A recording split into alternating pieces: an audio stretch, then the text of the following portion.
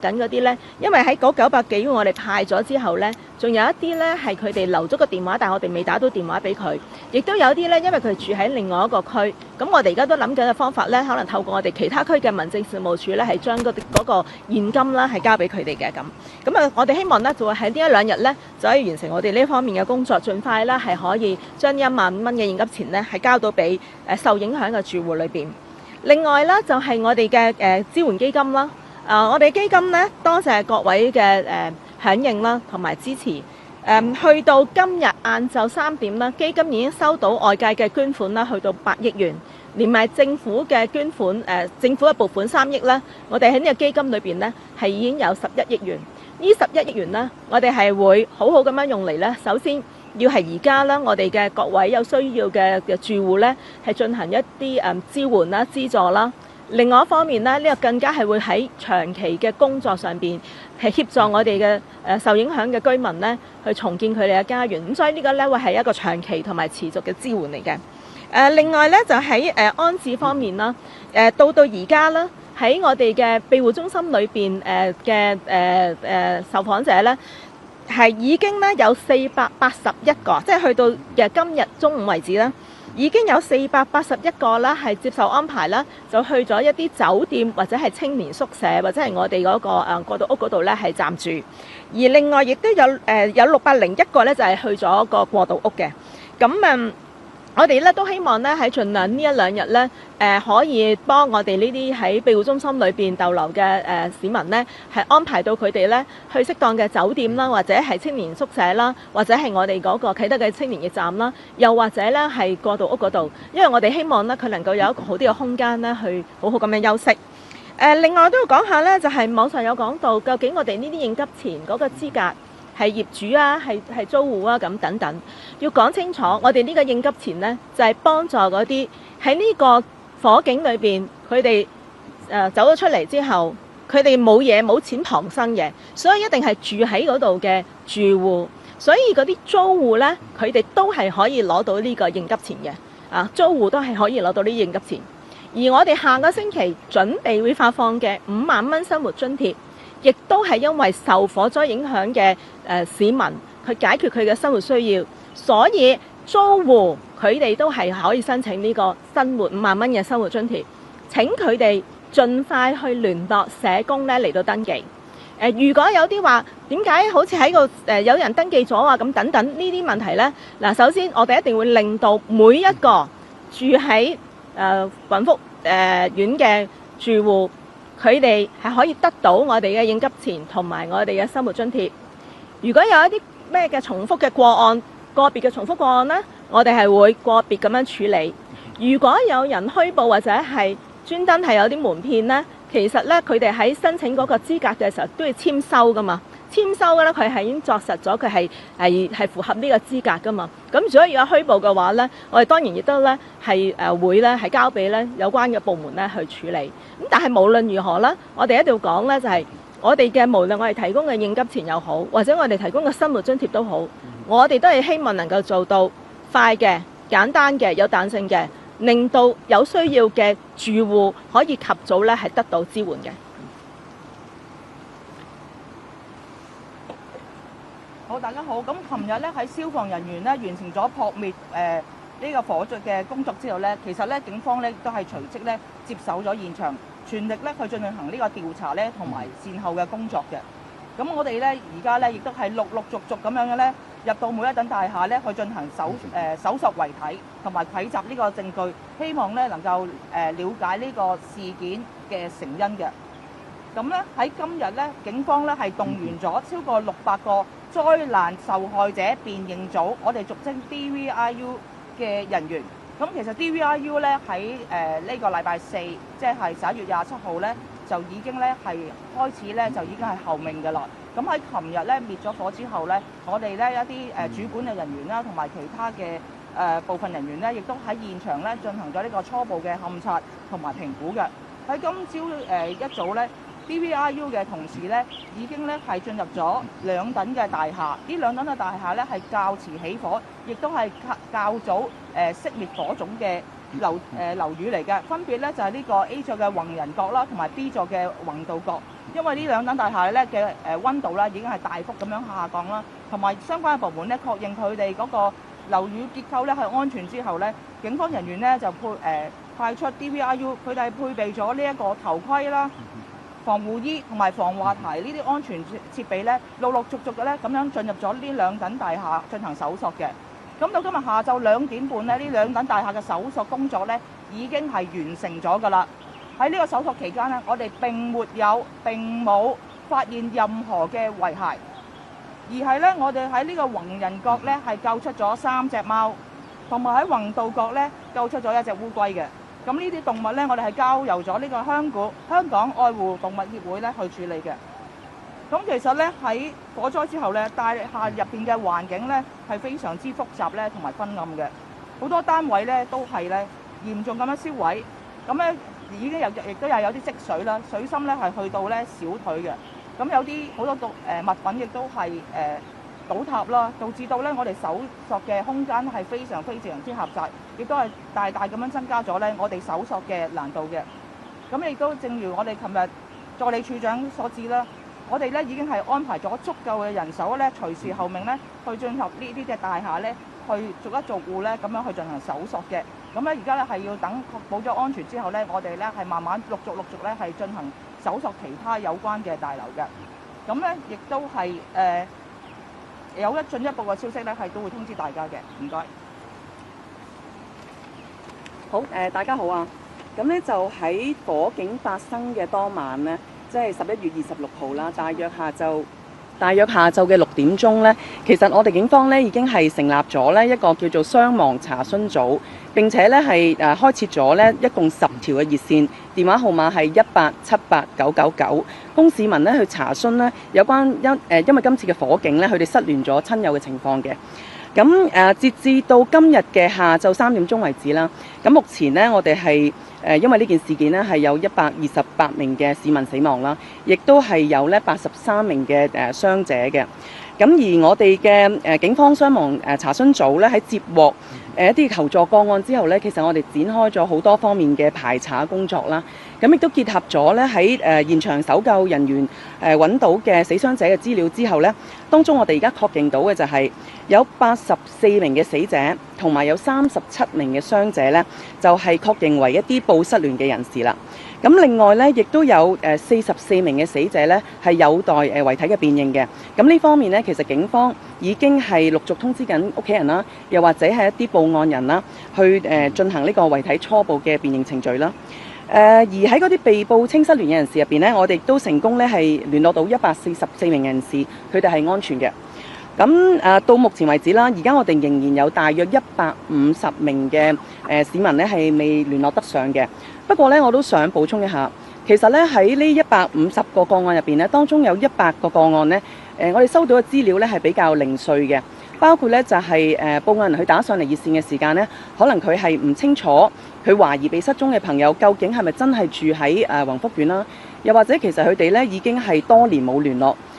又或者佢淨係知道佢懷疑失蹤嘅朋友一啲嘅花名咁樣，咁所以咧我哋而家咧係逐一聯絡翻呢啲打上嚟熱線嘅市民咧，希望可以攞多少少資料，令到咧我哋可以推進我哋調查嗰個嘅進程嘅。咁其實警方我哋會繼續係會全力以赴啦，務求咧係確保知道咧死傷者人數啦，咁同埋呢啲報稱失聯人士嗰個嘅情況嘅。唔該。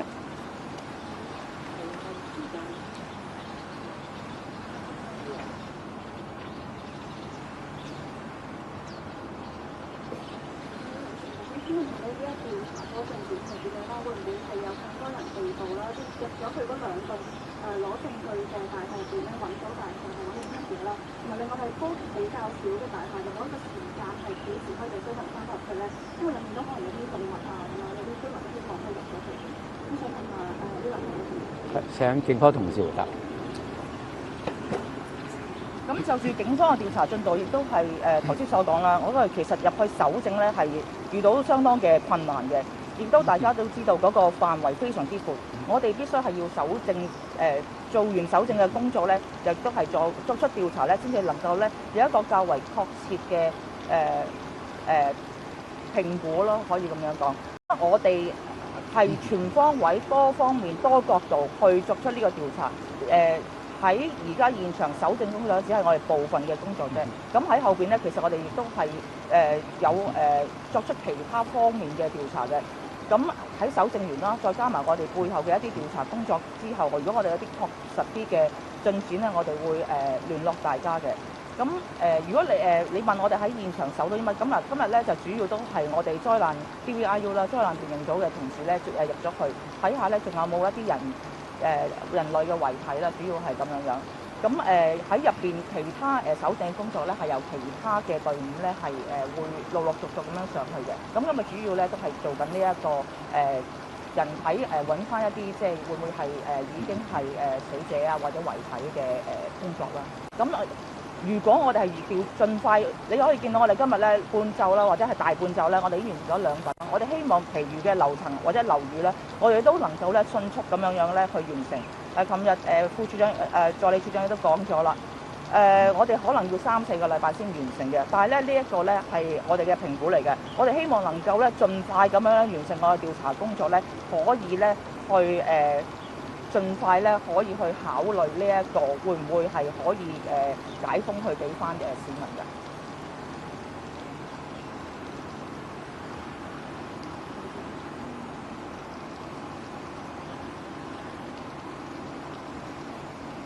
商台嘅就想問一問警方，即係其實辯論咗幾時可以完成手續全部辦下咧？會唔會可以加快個進度咧？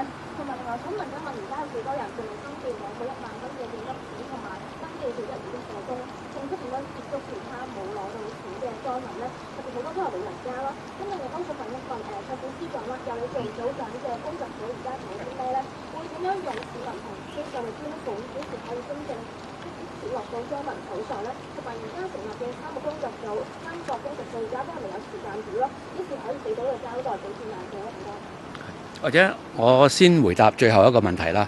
咁3個工作組咧，其實我哋呢一個嘅工作組咧，就係會能夠即係個工作嘅性質啦。咁我哋係會早啲能夠向大家匯報嗰個工作嘅進度。咁但係其實另外2個組咧，其實亦都係咧係工作咧係喺度密切進行啦。咁譬如另一組係講呢個住宿嚇。咁頭先麥局長亦都已經講咗啦，有好幾百個嘅受影響嘅家庭咧，就已經係用咗我哋提供嘅住宿嗰個設施啦。咁至於我自己呢個工作組咧，就我係呢個緊急支援同埋募捐嘅工作組。咁募捐情況頭先麥局長亦都講咗啦。我哋今日為止咧就收到大概11億嗰個捐款。至於其他嘅工作咧，咁譬如我哋有派發啲好多嘅，譬如慰問金啊、應急嘅補助金啊，同埋大家都睇到啦，就話我哋即係揾到呢個地鐵公司，咁咧就亦都係為每一名嚇，唔係每個家庭，每一名嘅受影響嘅居民咧，係提供已經係有2000蚊儲值嘅八達通啊，方便佢哋去，因為呢排好多要出行去辦事啊咁樣。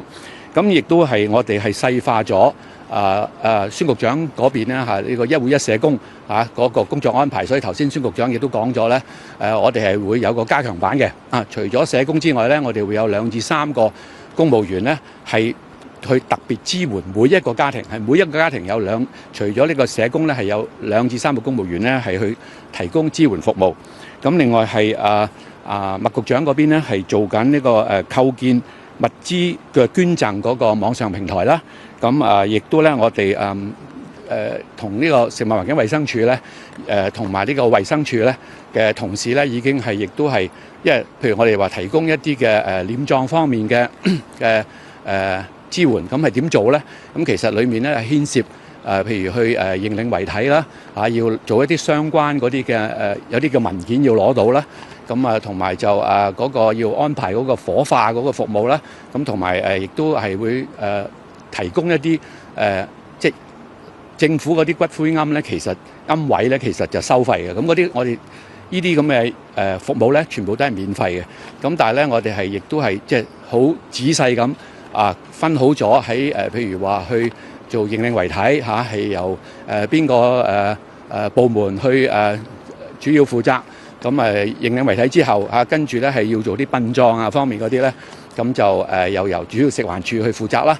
咁同埋我哋其實琴日咧亦都有公佈到咧係會政府咧係會承擔嗰個殯葬嘅費用。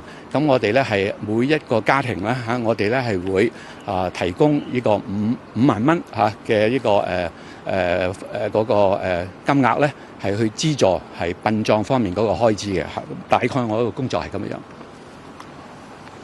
係關於調查進度啦，咁頭先亦都係講咗少少嘅啦。我哋呢個搜索嘅過程咧，我哋預計係要3至4個禮拜嘅。咁我哋今日嘅進度咧，由於嗰2棟大廈咧係較為遲起火啦，亦都係早熄火咧，咁係相對係簡單啲嘅。咁所以我哋用咗大半日嘅時間咧，就已經係完成咗呢2棟大廈嘅搜查嘅工作㗎啦。咁我哋希望咧能夠咧大大咁樣咧縮短我哋呢個預計3至4個禮拜嘅時間啦。但係喺而家為止咧，因為比較早起火嘅宏昌樓啦、宏泰樓啦，我哋都係未搜索嘅，所以咧暫時嚟講咧，我哋都係比較保守啲，都係大約3至4個禮拜可以完成我哋嘅搜查工作。唔該晒。想問一問咧，維港嗰度咧，警方話符合安全標準，呢個證據提供出嚟。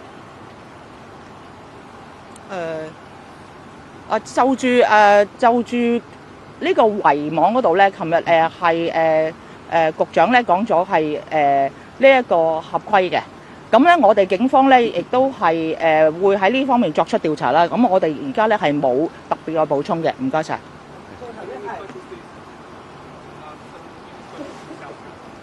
From the South China Morning Post. Firstly, just want to clarify on the casualty figures. The government has provided a little bit more clarity on the casualty figures, and also whether the new missing persons or the missing person cases that you mentioned earlier, whether that adds to the additional tally, just so there's some clarity on that. And the second thing is, could you also talk about the difficulty in identifying the bodies so far? What are the major issues that are facing the identification of bodies, and how long will this process take between the residents? And just lastly, we'd like to ask about the subsidy abuse. Has the government witnessed any cases of the subsidies given to residents being abused?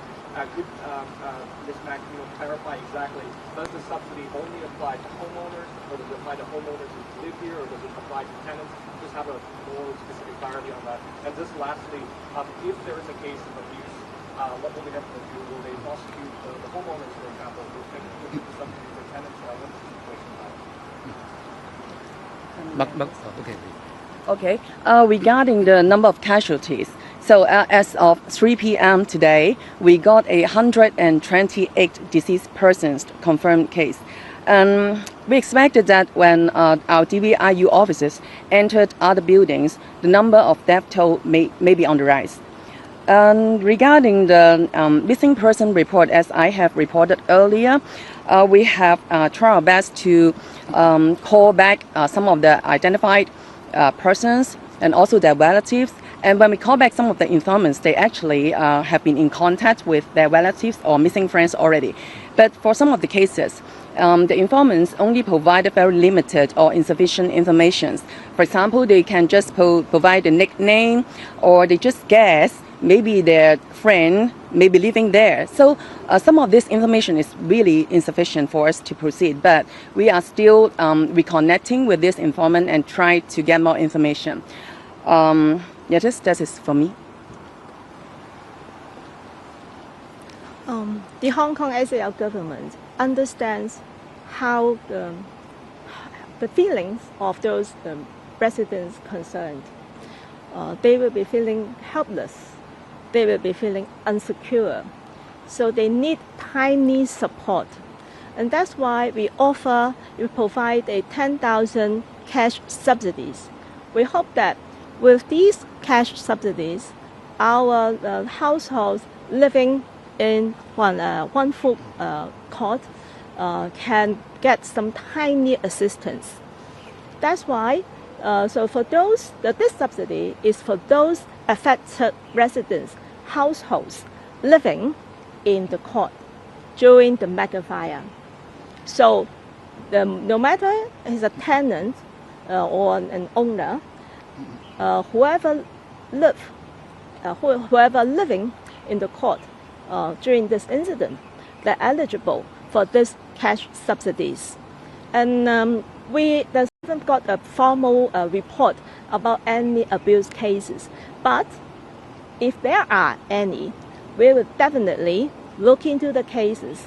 But you know, what we are going to do is we provide tiny and flexible subsidies and assistance to those in need. And so I also urge all those residents living in Huan Phuc Court to approach us as soon as possible to get assistance and help from us. Thank you. 今日嘅傳媒環節到此結束，多謝大家。想問一問點解講手啲義工隊嘅係點解要關愛隊送嘅？呢個呢，我真係好想請大家啦，可以明白。首先呢，喺呢啲事故發生嘅時候呢，民政處係有一個責任啦，為我哋受影響嘅居民啦，提供一個即時嘅一個地方啦，嚟到去休息。所以我哋啦喺各區啦，當有事故發生嘅時候，我哋一定會馬上咧開一啲庇護中心嘅。而喺庇護中心裏邊嘅使用者啦，佢哋都係一啲喺今次裏邊就係一啲係受呢個火災影響嘅居民。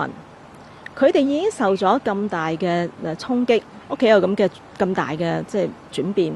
我哋一定啦，我哋作為民政處啦，我哋都有責任啦，係保護佢哋嘅安全啦，保護佢哋嘅私隱啦，亦都要確保咧喺每一個庇護中心裏邊嘅秩序啦、安全啦，同埋咧嗰個衞生嘅。正如我尋日都講過，其實我哋喺一啲庇護中心裏邊咧，已經有一啲零星嘅個案啦，有啲使用者咧，佢哋係身體唔舒服啦，我哋都係安排咗佢去睇醫生嘅咁樣。咁所以咧，我哋係有呢個責任啦，要確保咧，我哋呢個庇護中心咧係要有一個秩序嚟到保護我哋每一個喺中心裏邊嘅使用者嘅。咁我亦都咧好多謝社會各界咧喺呢段時間，大家都希望出一分力去幫到每一個嘅住戶同埋我哋嘅受影響嘅居民。咁所以咧我亦都咧係知道大家咧會不斷可能係送一啲物資啦。正如頭先司長亦都講咗，因為我哋而家面對啦，我哋有好多嘅物資送到過嚟啦。但係其實咧，我哋而家可能最需要嘅就係要幫我哋呢啲使用者咧，去點樣安置翻佢哋去到酒店啦，或者咧去我哋嘅青年宿舍，俾一個適當嘅地方等佢哋咧好好休息。咁所以咧，我哋為咗要可以確保我哋可以令到我哋嘅使用者、我哋嘅受影響居民啦，佢哋可以得到一個好嘅休息啦。我哋咧就係會安排呢啲嘅住宿俾佢，甚至係住宿俾佢哋啦。咁而且呢啲嘅費用啦，我哋係全部咧係唔會收嘅，無論係交通嘅費用或者個住宿費用。另外咧就係喺呢個我哋嘅庇護中心裏邊咧，我哋咧係好希望咧大家咧都係可以尊重翻我哋嗰啲使用者嗰個安全同埋私隱。不過咧喺網上咧都有好多流傳，甚至一啲謠言呢，就係話我哋嘅中心，我哋嘅本來我哋協助嘅民政處嘅同事啊，或者我哋嘅關愛隊咧，係可能咧就對於有其他使用者咧係有唔禮貌啦。不過我哋去查過。正如我今朝已經喺另外一個場合度講啦，我哋係冇人報警，冇人報過警，警方亦都證實咗佢哋冇收到呢啲任何嘅報案記錄。咁希望大家咧唔好輕信，喺呢個時候咧，大家其實應該要團結一齊，就去幫我哋嗰啲受影響嘅居民。咁但係咧，我哋都希望咧，大家即係我哋明白大家咧係想即係有個心意啦，去幫到佢哋。所以點解咧，我哋都係盡快構建緊一個網上嘅平台啦。仲有咧就係，如果大家係即係喺個網上平台使用之前咧，大家可以 WhatsApp 俾我哋92132388，92132388，等我哋咧係可以咧即係可以有序咁樣啦，去安排呢啲物資啦，去俾我哋嗰啲市民嘅。我都真係再想講句，希望大家係明白喺今次受呢個事故影響嘅市民啦，其實佢哋而家都係受住好大嘅壓力。希望大家都可以咧，我哋令到我哋咧可以盡快啦去幫到佢哋，等佢哋咧可以去到酒店啦，或者係青年宿舍嗰度先係休息咗，因為佢哋之後咧，佢哋仲有好多事咧，佢哋係要面對。當然政府係一定會提供一切所適切嘅支持，而喺呢一度咧，我係要再次多謝社會各界同我哋一齊咧去努力去幫助我哋所有嘅市民嘅。